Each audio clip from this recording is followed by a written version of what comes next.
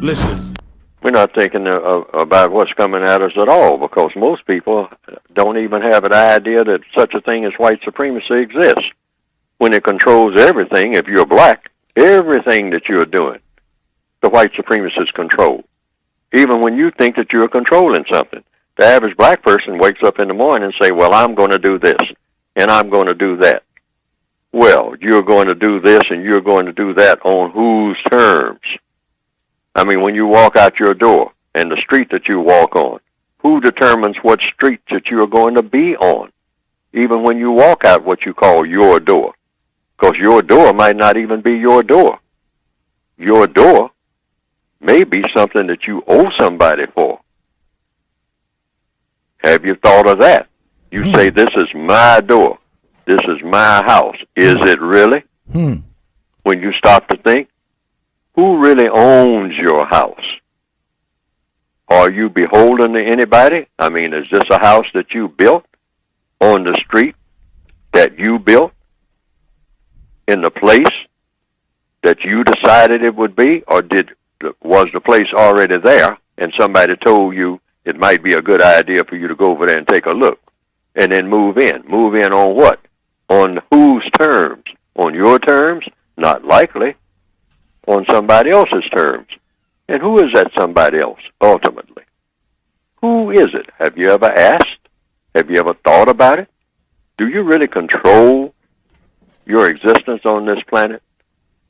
The average black person, particularly black males, we got this thing about, physicality. If I take off my shirt and I got big bulging muscles, I mean, somehow that's a cure-all for everything in the world. I'm a black male, and I got strong muscles. I can lift weights, and I can run down the street faster than anybody else and get where I'm going. That somehow makes me a strong black man, and that's all I need. I got these bulging muscles. I'm fit and I'm trim. I love to take my shirt off, particularly, in the summertime and whatnot. I don't want to wear a shirt at all. I take my shirt off so people can see my strong muscles. Okay. And I can lift things. I can go here and I can go there.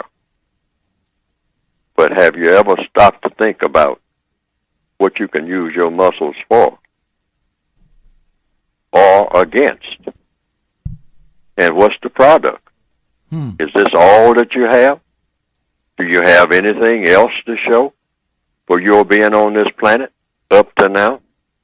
Do you have a plan for the future that goes beyond just you taking up the sidewalk, making people walk around you when you come down the sidewalk because you're in the middle, and they have to go past you, the ladies with the baby strollers and all like that, because you are, your own man? Or are you really a man? Because the people who, when Martin Luther King was assassinated, there were a lot of strong males, strong black males, but I tend to believe they were people who understood their position in the system of white supremacy. That's why they had signs. Now, these are people that lift garbage pails. You got to be strong to do that. But they had signs saying what? I am a man. People right now can go to their computers and punch up the day that Martin Luther King was assassinated, April 1968. And there in Memphis, Tennessee, Martin Luther King was there to help the garbage workers, who were all black, I understand, to get higher wages. And these garbage workers, these sanitation workers, proud people who, many of them, were, you might call it that day, pillars of the community and in the church and all like that. But they were sanitation workers. But they were also saying, yeah, even though we're sanitation workers, we should be getting a decent wage. But they didn't have signs saying we should be getting a decent wage. They had signs saying, almost in unison, there are photographs of it. That's a historical record, saying what? I am a man. M-A-N. Like Muddy Waters even had a song saying, man, man, you know, Right. over and over again. And when black people, and they don't say it so much nowadays, they say dude, but black people used to use the word man all the time back in the 40s and 50s. Why? Right. You had to keep saying that to kind of reassure yourself that that's what you should be. You should be treated like a man. You know, I'm a man. I mean, don't be calling me no boy. I'm a man. You say boy this and boy that. I'm tired of hearing that. You know, I mean, even when black people would say it to each other, hey boy, you know, hey, well, you know, man, hey, I'm a man. I'm 3 times 7. That was a common saying. 3 times 7. That makes me 21. You know, I'm a man. And if you don't believe I'm a man, I'll prove it to you. Meaning I will do harm to you physically. That's what it meant in the old days. But see, black people had to keep saying that to each other. And finally they had to start saying it to white people, but the white supremacists said, there's only going to be one man on this planet. And you boys who want to be men, I tell you what, after Martin Luther King is dead, I'll make a deal with you.